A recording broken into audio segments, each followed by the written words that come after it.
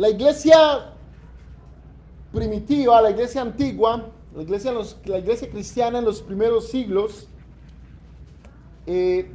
apelaba a la resurrección de Jesús y a las profecías que habían en la Biblia, especialmente en el Antiguo Testamento, para enseñar de que Jesús es el Mesías, el Salvador de la humanidad. Entonces,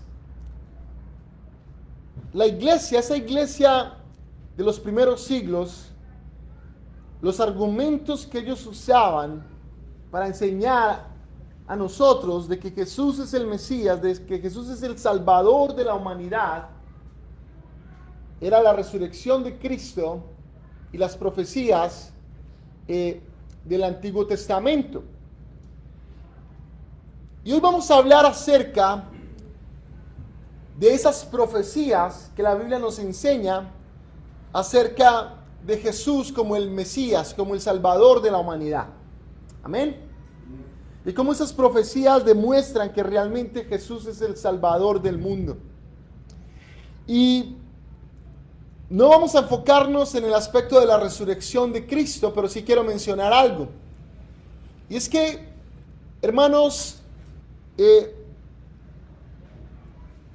según el Código Romano, en el que se rige Occidente, solamente se necesitan, creo que como tres pruebas, 2 testigos, y se necesitan un poco de pruebas para determinar si algo es cierto o no es cierto.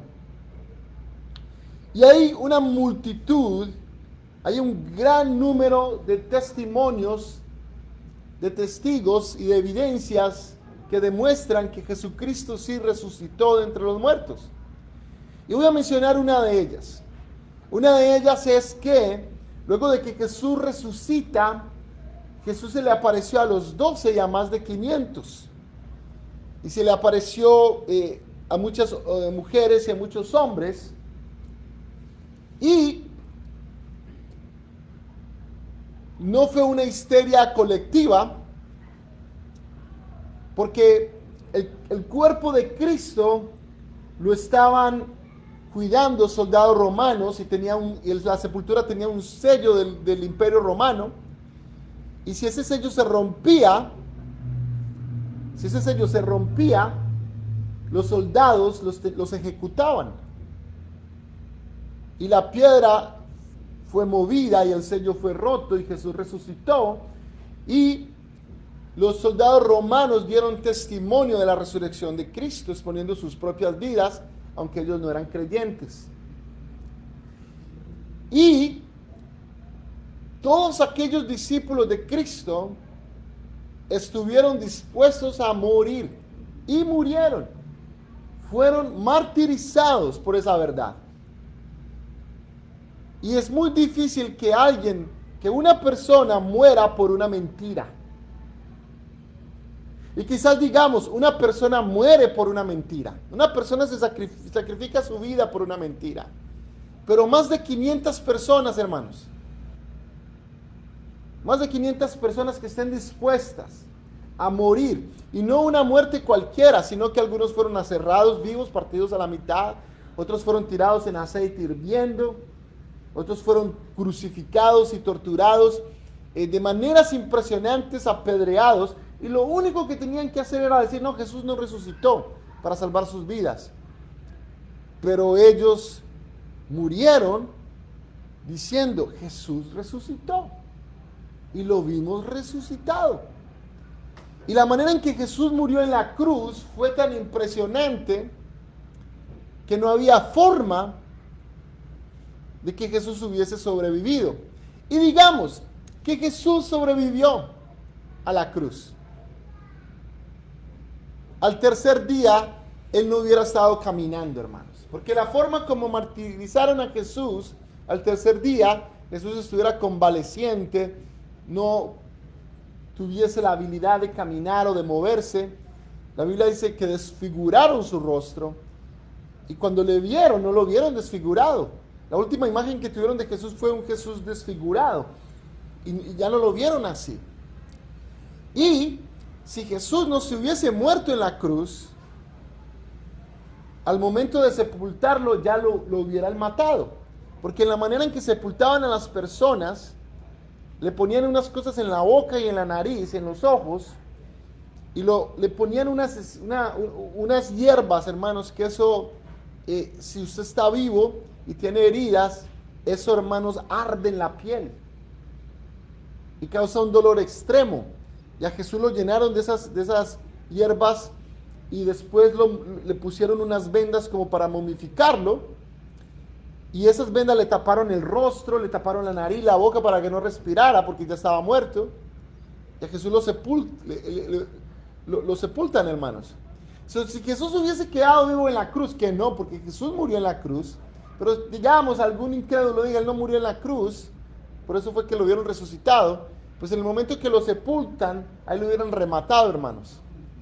Y después al tercer día caminando como si nada hubiera pasado, hermanos. Yo tengo un amigo mío que se machucó el dedito gordito ahí, está ahí que no puede ni caminar, hermanos. Si eso nos pasa, a mí me ha pasado, hermanos, que a mí se me entierra una uña y eso yo ya estoy cojo todo el día, hermanos, y con dolor, ¿no? Y a veces uno le da una gripita y ya no venía a trabajar, hermanos, ¿no? Pero a Jesús lo martirizaron de una manera impresionante. Y si hubiera quedado vivo, hermanos, él no hubiera estado al otro día, a los 3 días ahí comiendo pescado con Pedro ahí en la playa, hermanos.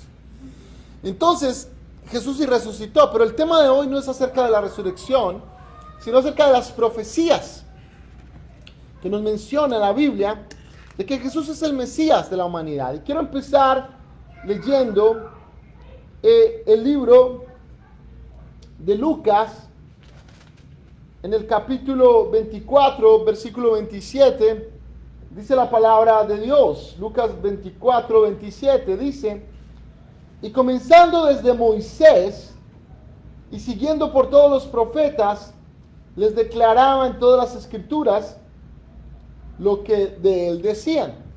Jesús y los apóstoles no tuvieron el Nuevo Testamento, ellos solamente tenían el Antiguo Testamento. Amén. Ellos los apóstoles, fueron a los que el Espíritu Santo usó para que el Antiguo Testamento se escribiera. Amén. Ahora, en nuestra mentalidad cristiana, nosotros a veces decimos que la Biblia está dividida en el Antiguo Testamento y en el Nuevo Testamento. Amén. Pero la Biblia tiene más divisiones que esa, hermanos. Los 66 libros de la Biblia están divididos en los libros de Moisés, que también se conocen como los libros de la ley o como la Torá. Amén. No la confundamos con el Corán, porque esto es de los musulmanes. Es la Torá. O la ley, o también se le llama los libros de Moisés. Están, hermanos, los profetas, están los libros históricos, están los libros poéticos. Y ahora que tenemos el Nuevo Testamento, pues tenemos los evangelios, las epístolas, los libros escatológicos. Y hermanos, Jesús aquí está diciendo la Biblia, el evangelista nos está diciendo que Jesús, está hablando Jesús, dice, y comenzando desde Moisés. Cuando dice Moisés, está hablando desde la ley. La ley, hermanos, de Moisés empieza el libro de Génesis. Entonces, desde el Génesis, Jesús empieza, dice, y siguiendo por todos los profetas. El último libro, no se sabe quién fue el último de los profetas, hay diferentes versiones, pero digamos que fue Daniel, que Daniel fue el último de los profetas, amén. Aunque no aparezcan en los libros, los profetas no están organizados quizás en un orden cronológico, porque a veces ponemos a Malaquías antes de Mateo.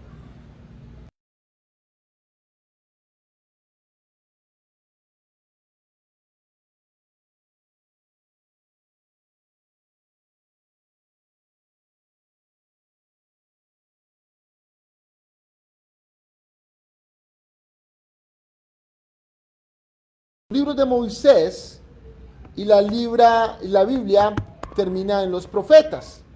Pero antes de pasar y llegar a los profetas, la Biblia, hermanos, pasa también por los libros poéticos, pasa también por los libros históricos.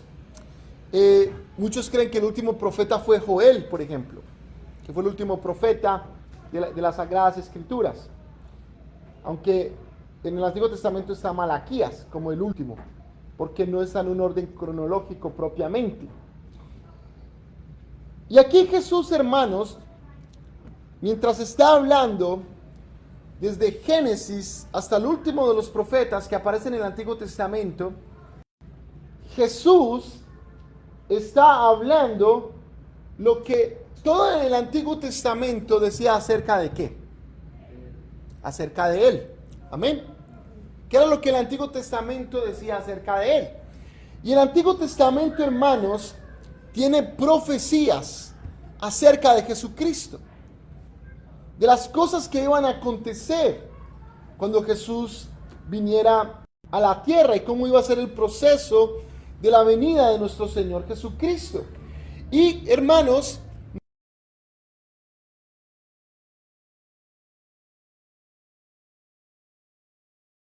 Jesús iba a venir. Hay, por ejemplo, la primera profecía que aparece acerca de la venida de Jesús está en Génesis capítulo 3. La primera profecía.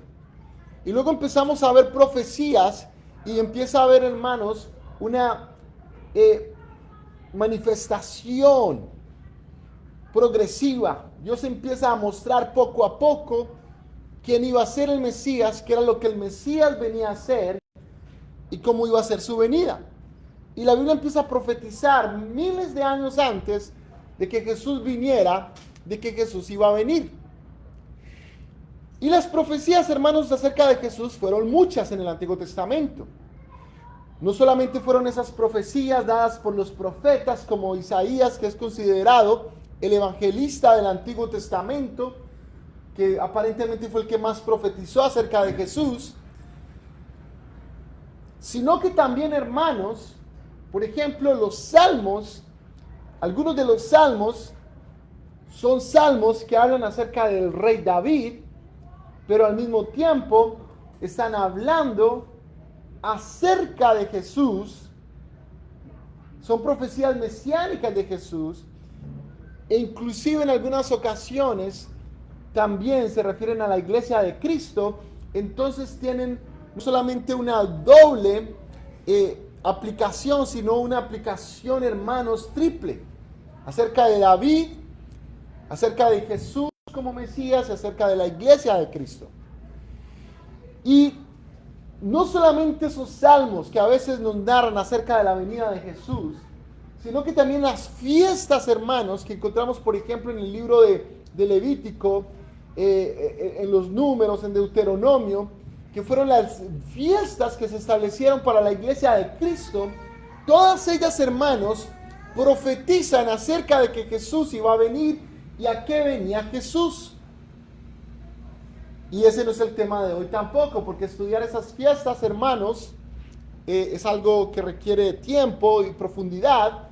Pero, por ejemplo, la fiesta de los tabernáculos es una profecía de la segunda venida de Cristo. No de la primera que ya pasó, sino de la segunda venida de Cristo, de que Jesús viene a arrebatar a su iglesia.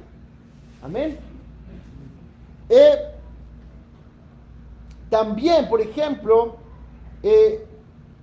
la que más se conoce, la de la Pascua, esa fiesta, hermanos, era una profecía acerca de la primera venida de Cristo.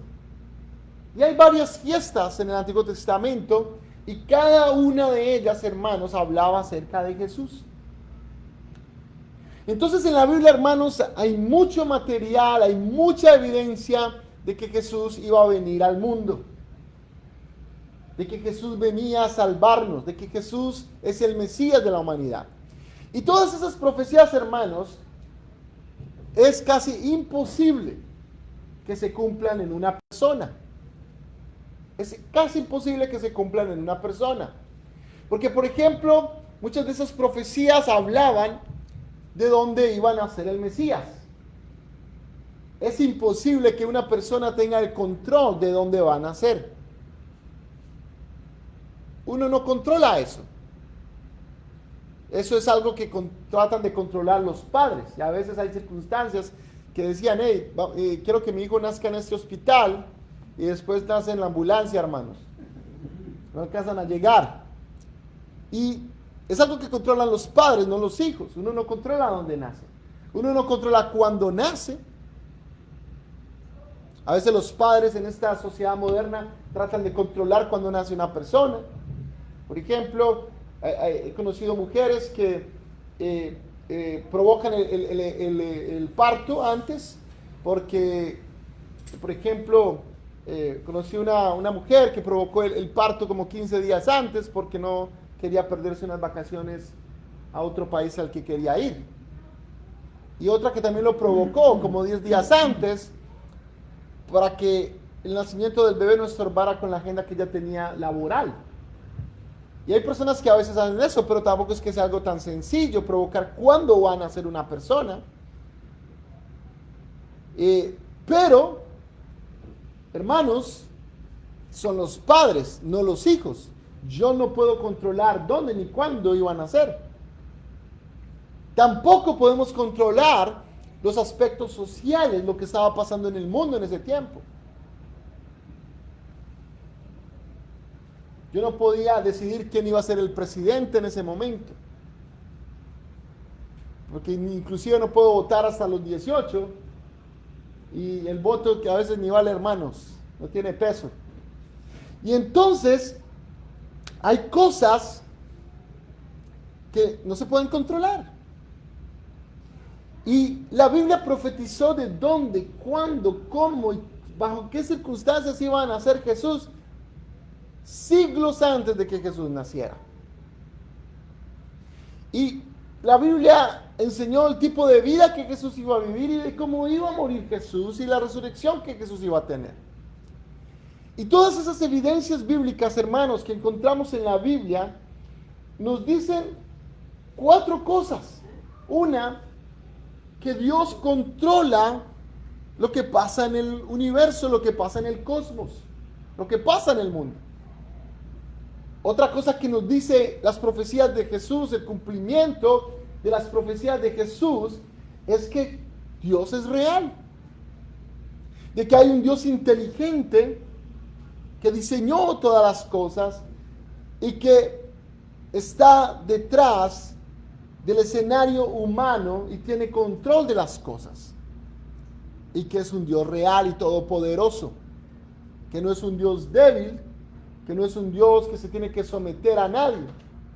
Otra cosa que la Biblia nos enseña, hermanos, es que la Biblia es inspirada por Dios. Porque si miramos este libro que fue escrito en un proceso de 1600 años, en 3 idiomas diferentes, en 3 continentes diferentes, por autores, más de 40 autores de diferentes trasfondos históricos y culturales, desde reyes hasta campesinos, hermanos, desde levitas hasta profetas. Dios los usa para escribir la Biblia, y la Biblia tiene un orden cronológico, tiene un orden de pensamiento, tiene un orden lingüístico, y las profecías, hermanos, concuerdan entre sí y luego se cumplen. Entonces, hermanos, es una evidencia de que la Biblia es inspirada por Dios. Y esas profecías de que Jesús y cómo iba a nacer, el tipo de vida que iba a vivir, y aquí iba a venir, y cómo iba a morir, y cómo iba a resucitar, muchísimos siglos antes de que las cosas pasaran, también nos dan evidencia a nosotros como iglesia, y nos deben dar confianza de que nuestra fe es una fe segura, de que nuestra fe no es una fe en vano, de que no estamos perdiendo el tiempo al creer en Jesucristo, de que Jesús es real, de que Él es Dios, de que Él es poderoso. Amén. De que Jesús ha tenido control del universo y de la historia de la humanidad, y que Dios puede tener control de mi vida y de mi historia y de mis circunstancias. De que no es un Dios muerto, de que no es un ídolo que tiene ojos y no ve, manos y no palpa, pies y no camina, sino que nuestro Dios es un Dios vivo. Amén. Y quiero mirar, hermanos, aquí, empezar con lo que dice el libro de Miqueas, y quizás no les voy a dar tiempo, hermanos, para que busquen en la Biblia, pero sí lo pueden anotar, en el libro de Miqueas, en el capítulo 5, en el versículo 2, amén. ¿Dónde está Miqueas, hermanos? Miqueas está en la Biblia, por si no sabían, hermanos. Es uno de los 12 profetas menores. Ahora, son llamados profetas menores no porque eran más pequeñitos o porque su mensaje era menos importante. Ustedes se encuentran al libro de Jonás, por ejemplo, van a Daniel, Amós, y más adelante encuentran a Jonás, después van a encontrar Miqueas. Miqueas está antes de Habacuc, antes de Nahum, antes de Habacuc. El libro de Miqueas, hermanos, en el capítulo 5, en el versículo 2 dice: pero tú, Belén, Éfrata,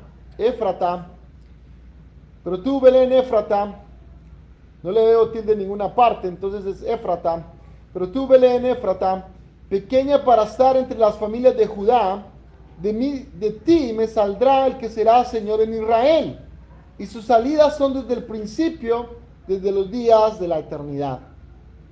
Miren lo que está diciendo la Biblia, dice: tú, Belén, Efrata, pequeña para estar entre las familias de Judá, dice, de ti me saldrá el que será Señor en Israel, y sus salidas son desde el principio, desde los días hasta la eternidad. Esa es una clara profecía de Jesús como Mesías. Es una clara evidencia de que se estaba profetizando de que iba a venir un Mesías. Amén. Aquí hay varias profecías que se están cumpliendo, que se están mencionando. Una dice que de Belén, amén, iba a salir el Señor en Israel. Amén. Y la palabra que se está usando ahí es la palabra que también se usa para referirse a Jesucristo. Jesucristo, hermanos, significa Jesús, significa Salvador, que es la palabra hebrea para Mesías, y Cristo, que es ungido, que es también la palabra que se usa para el Señor.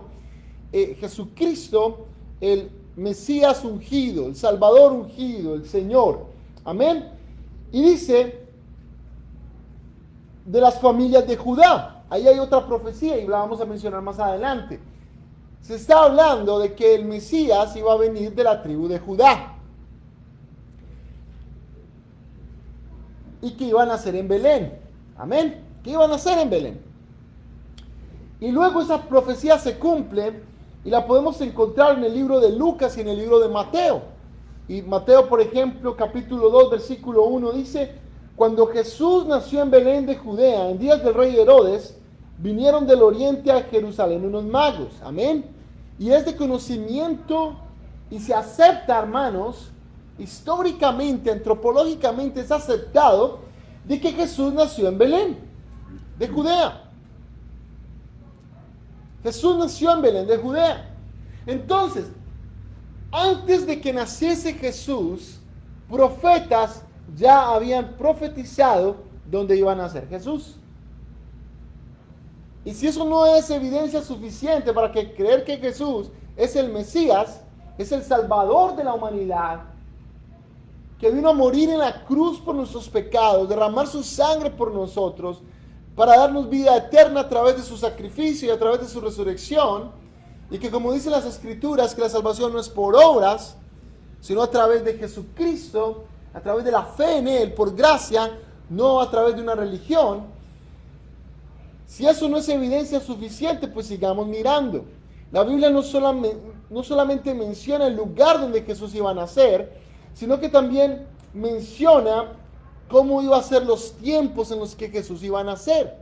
En Daniel capítulo 9, en el versículo 25, Y lo que pueden hacer es que después llegan a la casa y se ven la grabación por Facebook Live para anotar esos textos bíblicos. Y dice Daniel 9:25, sabe pues y entiende que desde la salida del orden para restaurar y edificar a Jerusalén hasta el Mesías príncipe, habrá 7 semanas y 62 semanas se volverá a edificar la plaza y el muro en tiempos angustiosos. Amén. Mire qué profecía tan específica. Tan específica. Está hablando de semanas y qué era lo que iba a pasar en esas semanas. Y mire lo que dice Lucas y en el capítulo 2, del 1 al 2. Y también está en Lucas capítulo 2, del 3 al 7, hablando de esto. Dice, aconteció en aquellos días que se promulgó un edicto de parte de Augusto César, que todo el mundo fuese empadronado. Este primer censo se hizo siendo Cirene gobernador de Siria. Y cuando se miran fuentes históricas no bíblicas de gente que no era cristiana y no creía en Jesús, inclusive no aceptaba a Jesús, historiadores, hermanos, de la antigüedad, plasmaron en sus escritos acontecimientos históricos que la Biblia ha mencionado que iban a pasar antes de que pasasen y que iban a estar relacionados con el tiempo de Jesucristo. Y la Biblia también nos dice que Jesús iba a nacer de una virgen. Isaías capítulo 7:14 dice, por tanto el Señor mismo os dará señal, he aquí que la virgen concebirá y dará a luz un hijo y llamará su nombre Emmanuel. Emmanuel significa Dios con nosotros. Amén. Dios con nosotros. Jesús significa Salvador.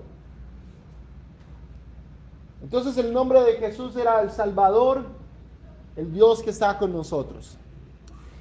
Y hermanos, Isaías decía que Jesús iba a nacer de una virgen.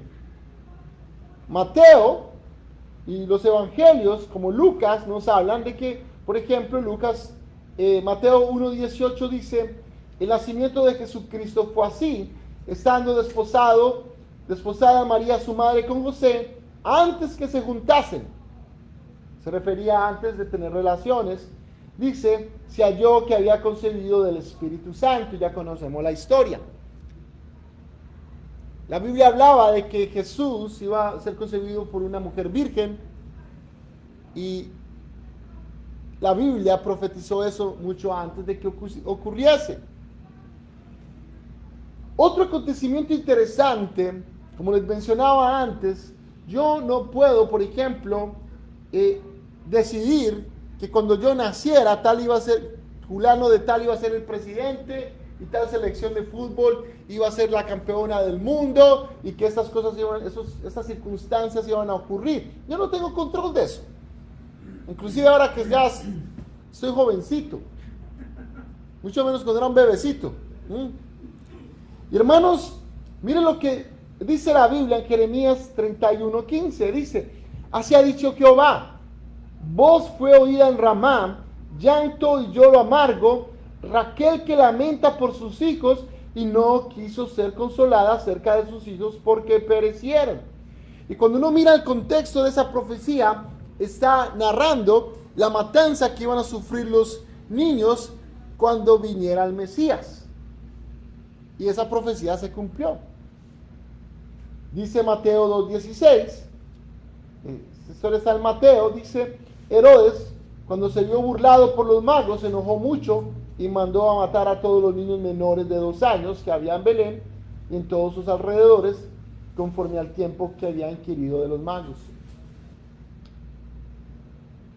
La Biblia, por ejemplo, nos dice que Jesús iba a huir de Egipto. Iba a huir a Egipto, perdón. Oseas 11:1 dice, cuando Israel era muchacho yo lo amé y de Egipto llamé a mi hijo. Y esta profecía confunde a muchos. Y eso es lo que pasa, hermanos. Miren, las profecías a veces no se entienden hasta que no se cumplen. Cuando se cumplen se entienden. Eso es lo que quería decir. Antes, hermanos, de su cumplimiento, muchas veces lo que tenemos de ciertas profecías es interpretaciones, pero puede ser que estemos equivocados en cuanto a su interpretación. Por ejemplo, la Biblia, hermanos, habían algunos rabinos que decían que Jesús iba a nacer en Belén, pero otros decían que iba a nacer en Egipto, y otros decían que iba a nacer en Nazaret. ¿Por qué? Porque había una profecía que decía que iba a nacer en Belén, donde dice, tú, Belén, Efrata, pequeña para estar entre las familias de Judá, de ti me saldrá el que será Señor en Israel. Pero también está la profecía que dice, cuando Israel era muchacho, yo lo amé, y de Egipto llamé a mi hijo. Y está, hermanos, la profecía donde se habla de que Jesús iba a venir de la tierra de Zabulón y de la tierra de Neftalí, donde dice en Isaías 9:1 al 2, dice, mas no habrá siempre oscuridad para la que está ahora en angustia, tal como la aflicción que la vio en el tiempo que livianamente tocaron la primera vez a la tierra de Zabulón y a la tierra de Neftalí, pues el fin llenará de gloria el camino del mar, de aquel lado del Jordán, en Galilea de los gentiles. El pueblo que andaba en tinieblas vio gran luz, los que moraban en tierra de sombra de muerte, luz les resplandeció sobre ellos. Entonces estaban esas tres profecías y debatían. No, mire, Jesús va a nacer en Belén.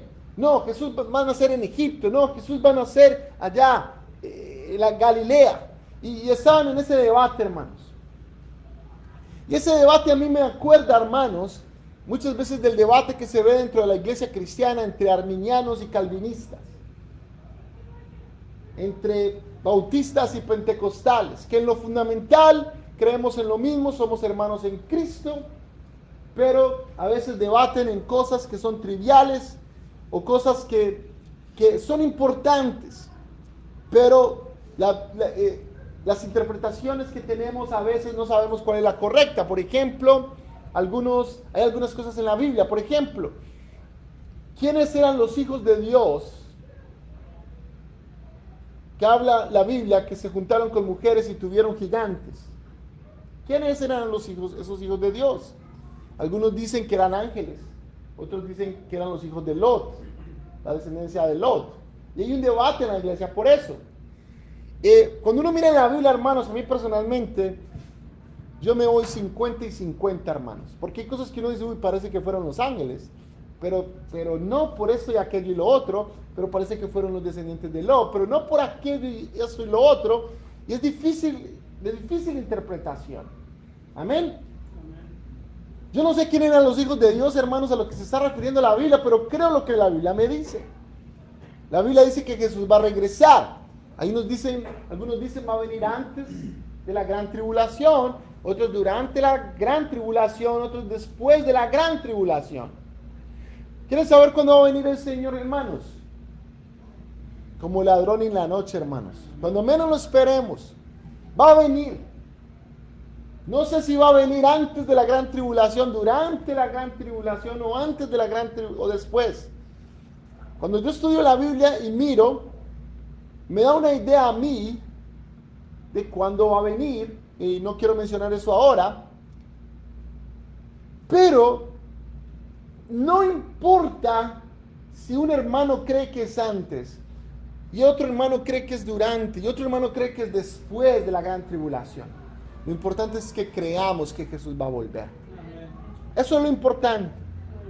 Y más importante aún, que estemos anhelando su venida y que nos preparemos para su venida. Porque ¿de qué me sirve a mí tener la razón, pero no estar preparado para su venida? ¿De qué me sirve a mí yo tener la interpretación correcta, pero no anhelar su venida porque estoy muy apegado a este mundo y a las cosas del mundo? Porque hay muchas personas que están más preocupadas en defender sus posiciones doctrinales que vivir la sana doctrina. Y hermanos, aquí estas profecías se cumplieron. inclusive cuando había un debate de qué se trataban esas profecías. Se cumplieron. Jesús nació en Belén. Amén. Se cumplió. Jesús fue llamado de Egipto. Mateo 2:14 dice, y él despertando tomó de noche al niño y a su madre y se fue a Egipto. Y luego más adelante el Señor les habla para que regresen de Egipto. Amén. Se cumple la profecía.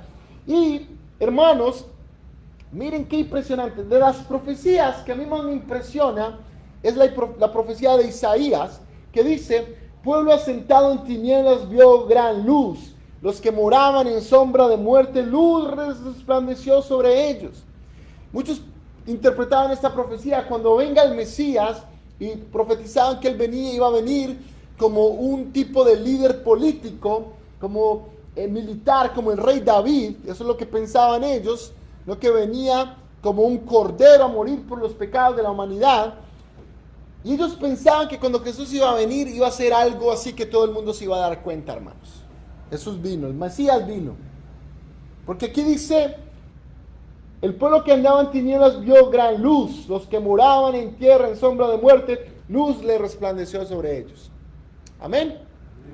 Y luego la Biblia dice en Mateo 4:12 al 16, cuando Jesús oyó que Juan estaba preso, volvió a Galilea, y dejando a Nazaret vino y habitó en Capernaum, ciudad marítima, en la región de Zabulón y de Neftalí, para que se cumpliese lo dicho por el profeta Isaías, cuando dijo, tierra de Zabulón y tierra de Neftalí, camino del mar, al otro lado del Jordán, Galilea de los gentiles, el pueblo asentado en tinieblas vio gran luz, y a los asentados en región de sombra de muerte, luz le resplandeció.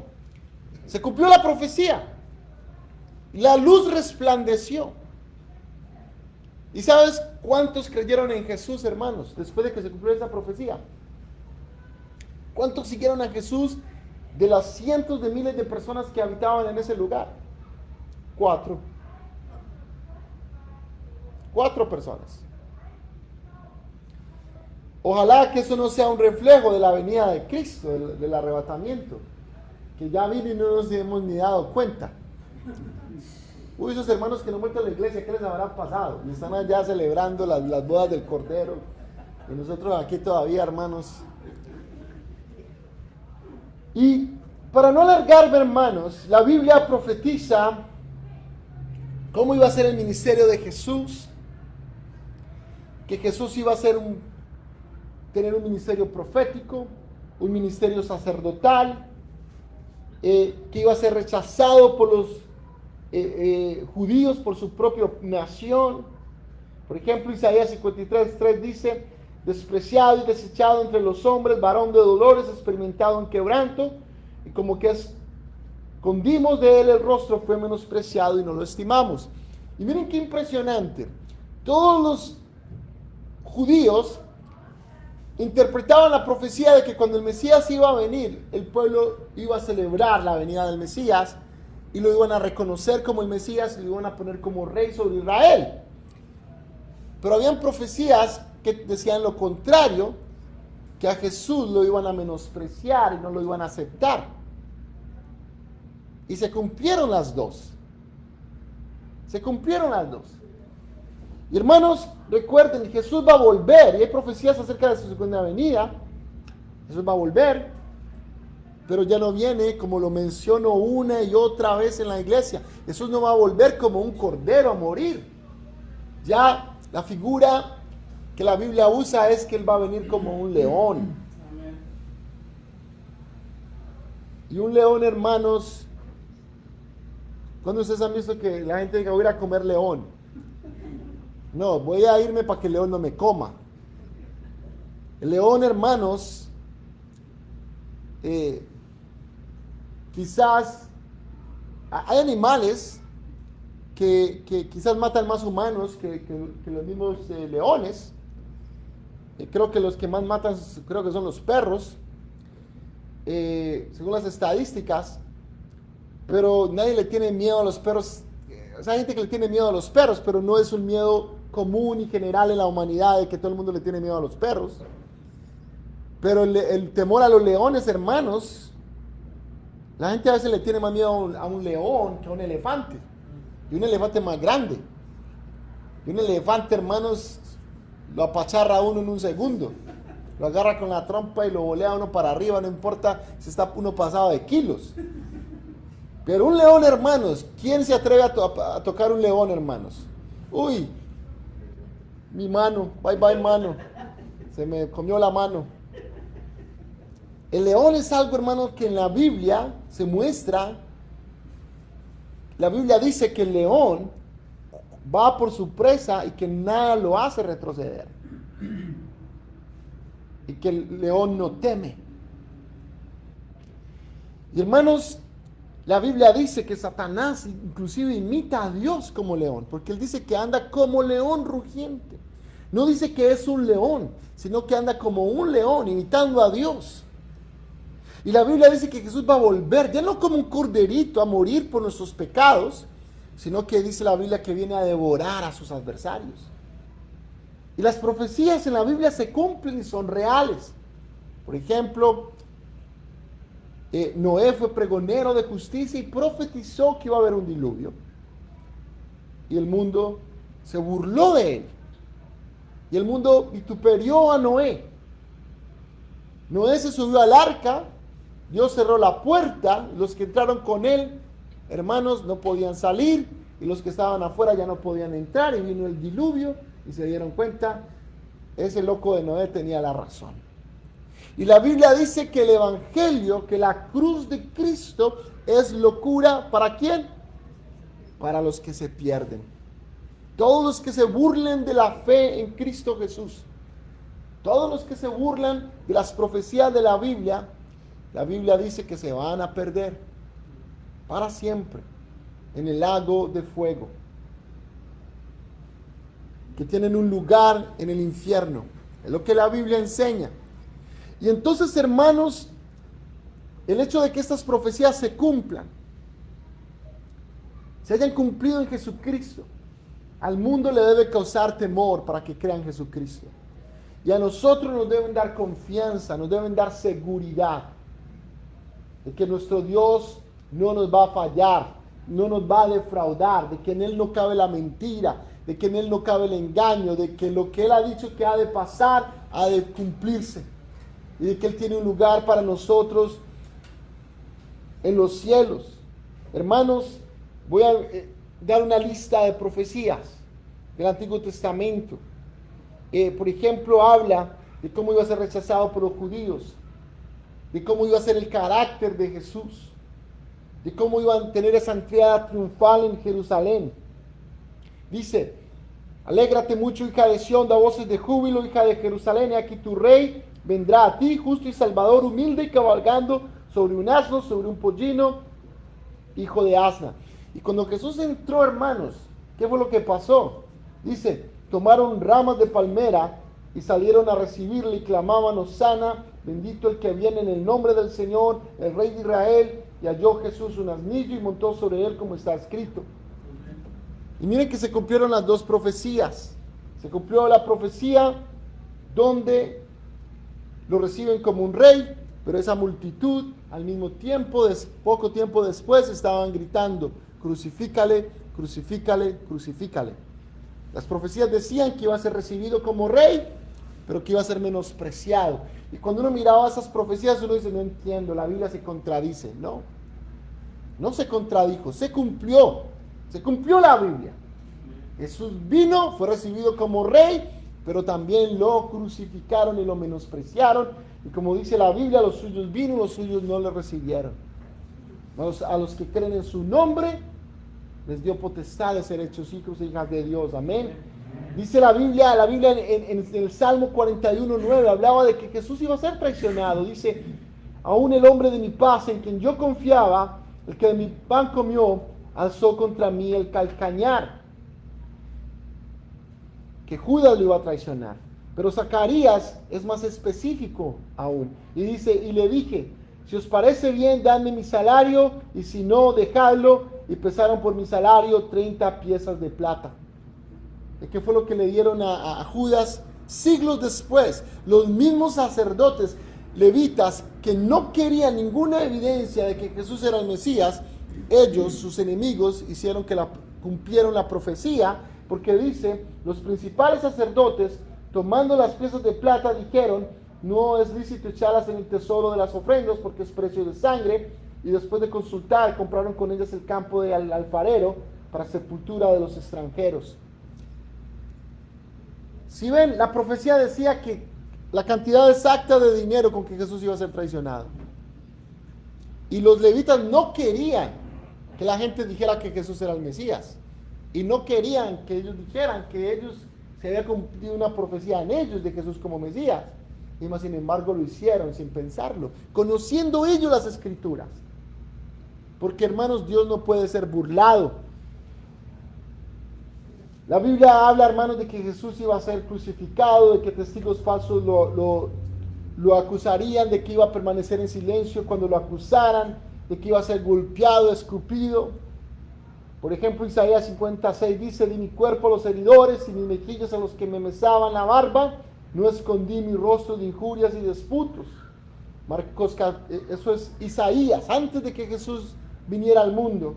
Y Marcos dice, y algunos comenzaron a escupirle y a cubrirle el rostro y darle de puñetazos y a decirle, profetiza, y los alguaciles le daban las bofetadas. ¿Quién va a querer que una profecía de esa se cumpla en uno, hermanos? En la Biblia no dice en ninguna parte que Jesús decía, hey, les voy a pagar para que me peguen para que se cumpla la profecía. La Biblia inclusive, hermanos, dice que Jesús permanecía en silencio.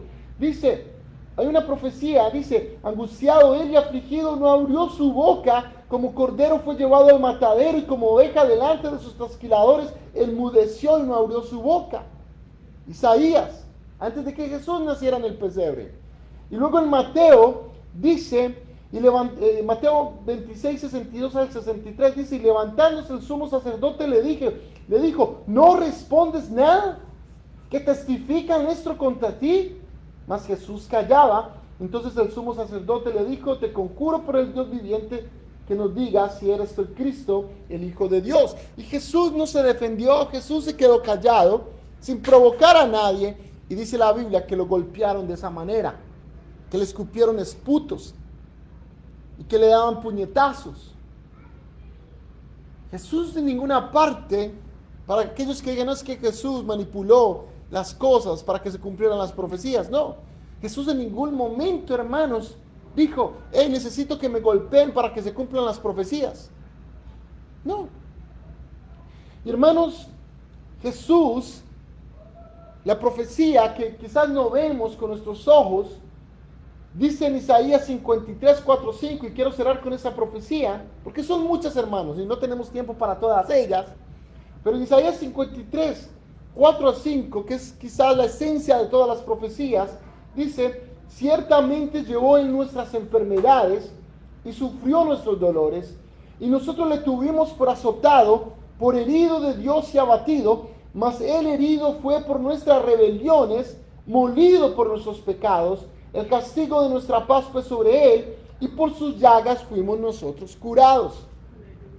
Dice la Biblia en Mateo, eso está en Isaías, y en Mateo dice, cuando llegó la noche, trajeron a él muchos endemoniados, y con la palabra echó fuera a los demonios y sanó a todos los enfermos, para que se cumpliese lo dicho por el profeta Isaías, cuando dijo, él mismo tomó nuestras enfermedades y llevó nuestras dolencias.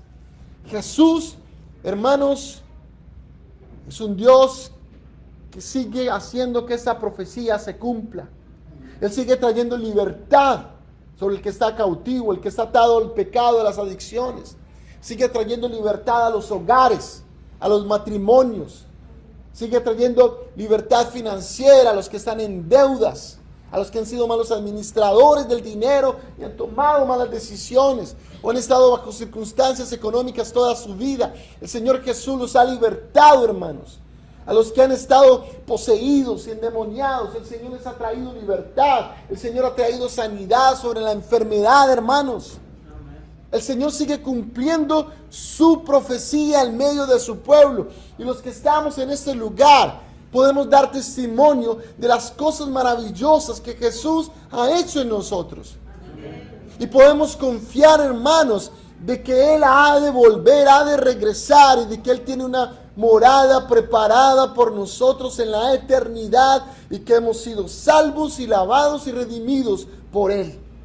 Amén. Padre, gracias, porque lo que tú fuiste, lo que tú eres y lo que tú serás, oh Dios, es lo que la palabra nos enseña, que tú eres el alfa y la omega, el principio y el fin. Tú, Señor, has tenido el control de todas las cosas, desde el comienzo, Señor. Y todas esas profecías que no solamente están allí en la Biblia y fueron historias y mitologías, sino que fueron, Señor, una evidencia histórica, real y verdadera, de que tú, antes de venir a este mundo, profetizaste, dijiste cómo iba a ser tu venida, dónde ibas a nacer, bajo qué circunstancias y lo que iba a ocurrir históricamente y circunstancialmente durante tu tiempo en la tierra. Y todo se cumplió. Y hay evidencia histórica, hay evidencia antropológica, hay evidencia, Señor, de todo tipo. Hay testimonios de que todo eso se cumplió y se sigue cumpliendo. Y por eso tu iglesia hoy tenemos confianza de que se cumplirá tu palabra. De que hemos sido salvos con la sangre de Cristo. Que aunque no te vimos nacer en el pesebre, creemos que tú naciste en el pesebre. Aunque no te vimos caminar sobre las aguas, creemos que caminaste sobre las aguas. Aunque no te vimos sanar enfermos, aunque no te vimos resucitar a Lázaro, creemos que lo hiciste. Aunque no te vimos morir en la cruz por nuestros pecados y derramar tu sangre por nuestras iniquidades, Señor, lo creemos, de que tu sangre es suficiente y que la salvación no es por obras ni por una religión, sino a través de ti, Jesús. Y aunque no te vimos morir y aunque no te vimos resucitar, creemos que tú has muerto y resucitado. Aunque no te vemos en este lugar, en esta mañana, y aunque nuestras manos no puedan palparte, lo creemos, porque tú has prometido que cuando nos reunamos en tu nombre, tú estarás allí presente. Señor, y aunque no hemos visto los cielos y la gloria de la eternidad, y aunque el Señor no hemos, Señor, todavía llegado a tu presencia, sabemos en nuestro corazón que los muertos en Cristo resucitarán primero. Señor, que el mar entregará a sus muertos.